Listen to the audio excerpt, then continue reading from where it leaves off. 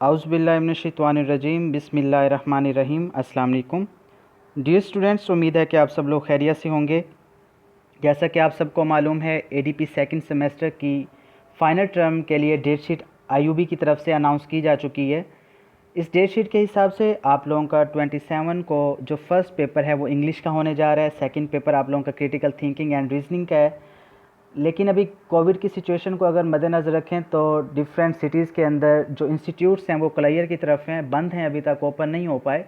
अभी इसके बारे में कोई क्लियर इंस्ट्रक्शंस नहीं है। हो सकता है कि इस लॉकडाउन को वो आगे बढ़ाएं, लेकिन आप लोगों ने जो अपनी प्रिपरेशन है वो 27 के हिसाब से ही करनी है, ताकि अगर बिलफर्ज ये डेट आगे भी वो ले जाते हैं, एक्सटेंड कर देते हैं इस डेट को, तो आप लोगों के पास टाइम हो कि आप लोग अपने सिलेबस को दोबारा से रिवाइज़ कर सकें और अपनी जो जीपी है इसको इम्प्रूव कर सकें और अच्छे मार्क्स ले सकें आप लोग।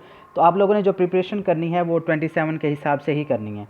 तो डियर स्टूडेंट्स, आज की इस वीडियो के अंदर हम लोग एडीपी सब्जेक्ट हमारा इंग्लिश है, इसकी जो लेटेस्ट आउटलाइन आई है इसको डिस्कस करेंगे।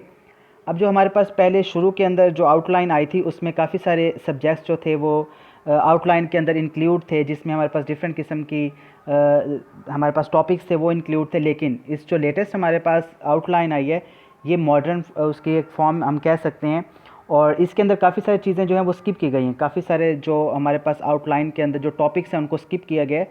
तो इसलिए ये वीडियो बनाने का मकसद है ताकि आप लोगों को आगाह किया जा सके कि कौन कौन से आप लोगों के जो टॉपिक्स हैं वो इंक्लूड हैं फ़ाइनल टर्म के लिए। याद रखिए कि फ़ाइनल टर्म में आप लोगों का जो मिड टर्म का सिलेबस होता है वो भी इंक्लूड होता है। तो पेपर जो सेटर होता है वो आप लोगों के मिड टर्म वाले सिलेबस में से भी पेपर को इंक्लूड करता है। तो ये 30% की रेशो भी होती है, 40% की ज़रूरी नहीं भी है कि वो इंक्लूड करे, लेकिन आप लोगों ने इसको अच्छे से प्रिपेयर करना है। तो उसके लिए सबसे पहले जो है वो मैं आप लोगों को मिड टर्म का जो आप लोगों का सिलेबस था उसको डिस्कस कर देता हूँ इस आउटलाइन के हिसाब से, जो कि अभी रिसेंट हमारे पास आई है। उसके हिसाब से जो इसमें इंक्लूड है मिड टर्म के लिए वो है introduction to poetry, literary terms, figurative language. इसके बाद हमारे पास great odes of Keats, Keats की जो ओड्स हैं उसको इंक्लूड किया गया। अब देखते हैं वो कौन कौन सी ओड्स हैं। Ode to nightingale, ode on Grecian urn, ode to melancholy. अब ये हमारे पास ओड्स हैं ग्रेट ओड्स ऑफ कीट्स, जो कि 3 इंक्लूड की गई हैं आप लोगों के इस सिलेबस के अंदर फॉर एडीपी सेकंड सेमेस्टर। इसके बाद हमारे पास है mending the wall by Robert Frost, mending wall by the Robert Frost जो हमारे पास इंक्लूड है इस सिलेबस के अंदर। उसके बाद हमारे पास the painter by John Ashbery, ये जोहन एशबरी की जो पोइम है हमारे पास उसके अंदर ये भी शामिल है, द पेंटर। उसके बाद द फॉल्स जिम है हमारे पास बाय गिडी मॉपसन, उसकी ये इंक्लूड है, आप लोग इसको भी पढ़ें। इसके बाद जो आप लोगों का था वो जो मिड टर्म का सिलेबस था वो कंप्लीट हो जाता है। और मिड टर्म के बाद जैसा कि आप लोगों को पता है कि आप लोगों का फाइनल टर्म का सिलेबस है, तो उसमें आप देखते हैं कि हमारे पास क्या अपडेट्स आई हैं। जिसमें सबसे पहले हमारे पास है इंट्रोडक्शन टू प्रोज़। इसमें इंट्रोडक्शन टू प्रोज़ के अंदर इसकी टाइप्स आ जाएंगी, व्हाट इज़ प्रोज़, इसकी जो टाइप्स हैं उसको डिस्कस किया जा सकता है, उसमें से क्वेश्चन पूछे जा सकते हैं। अब प्रोज़ में क्या क्या हमारे पास शामिल है, इसमें fiction and non fiction prose, past and present by Thomas Carlyle. इसमें फ़िक्शन और नॉन फिक्शन प्रोज़ है, जिसमें हमारे पास टॉपिक है past and present by Thomas Carlyle, इसको इस्तेमाल किया गया है, यूज़ किया गया है। उसके बाद है इंट्रोडक्शन टू ड्रामा, ड्रामा क्या होता है, इसकी कौन कौन सी टाइप्स होती हैं, सेटिंग क्या होती है किसी भी ड्रामा की, डिफरेंट किस्म के जो क्वेश्चंस हैं वो आप लोगों से पूछे जा सकते हैं।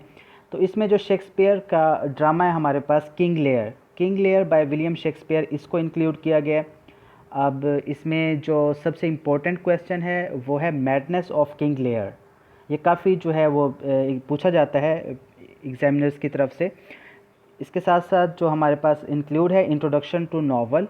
अब इंट्रोडक्शन टू नावल क्या है, नावल क्या होता है, उसकी कौन कौन सी टाइप्स होती हैं, कौन कौन से ऐसे एलिमेंट्स होते हैं जो नावल बनाने में इस्तेमाल होते हैं, लैंग्वेज किस तरह की इस्तेमाल की जाती है, इसमें सबसे जो बेहतरीन राइटर हैं वो कौन कौन से हैं, जो नावल निगार हैं वो कौन कौन से हैं। तो Robinson cruise bye Daniel Defoe जो है इसको आप लोगों के पार्ट ऑफ सिलेबस शामिल किया गया है, इसको आप लोगों ने पढ़ना है। और इस तरह से ये जो आप लोगों की मॉडिफाई एक तरह की आप लोगों के पास कंटेंट लिस्ट आई है वो मैंने आप लोगों से डिस्कस की है। इसके बाद आप लोगों का फाइनल टर्म का एग्ज़ाम हो जाएगा। बाकी किसी भी किस्म की अगर आप लोगों को परेशानी है, किसी भी चीज़ कोई भी टॉपिक आप लोगों को समझ नहीं आ रहा, तो आप लोग कमेंट सेक्शन के अंदर जाके बताइए। बाकी इसकी जो इम्पोर्टेंट क्वेश्चंस हैं उसकी वीडियो भी मैं इंशाल्लाह जल्दी अपलोड कर दूँगा, ताकि आप लोग अच्छे से प्रिपेयर कर सकें। अपना बहुत सारा ख्याल रखिएगा। अल्लाह हाफिज़।